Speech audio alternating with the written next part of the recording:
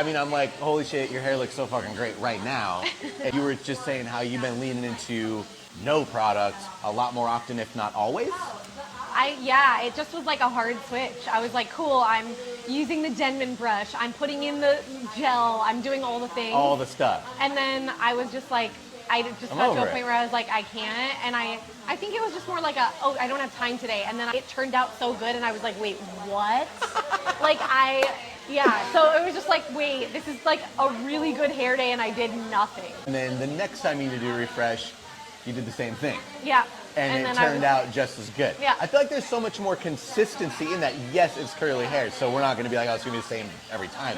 Humidity levels, dew point, all that stuff's going to change it up a little bit. But for the most part, I feel like that's where you can get the most consistent results is when your hair is as healthy as it is, and you know what you're doing with it, and you know what not to do.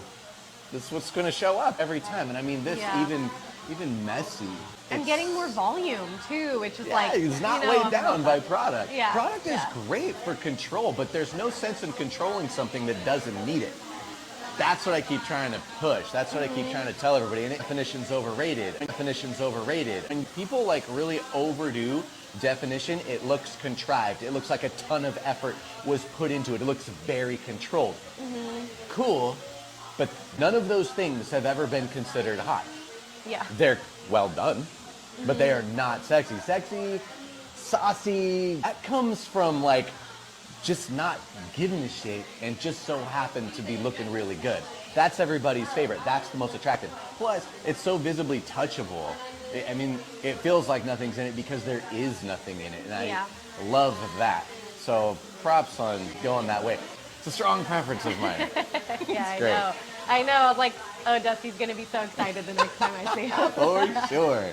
So as far as the cut goes, we're just doing a cut to go. We're not even going to be styling in it. What do you want to do? Where are you feeling like you're lacking anything that we need to pump back up? I mean, it's really mostly like... So as far as the cut goes, we're just doing a cut to go. We're not even going to be styling in it. What do you want to do? Where are you feeling like you're lacking anything that we need to pump back up? I mean, it's really mostly like, it gets heavy as usual, like here. Okay. I like the full round volume, and I'm not getting it as much because it's grown out, so I don't have a lot of shorter layers in here. Okay.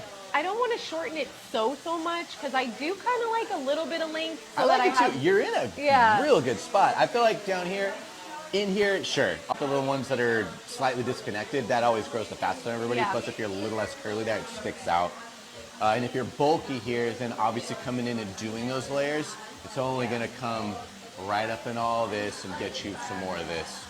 Yeah. But it sounds like it's all over, but it sounds like less is more? I think so. Yeah. I do like the length. So, I mean, I wouldn't...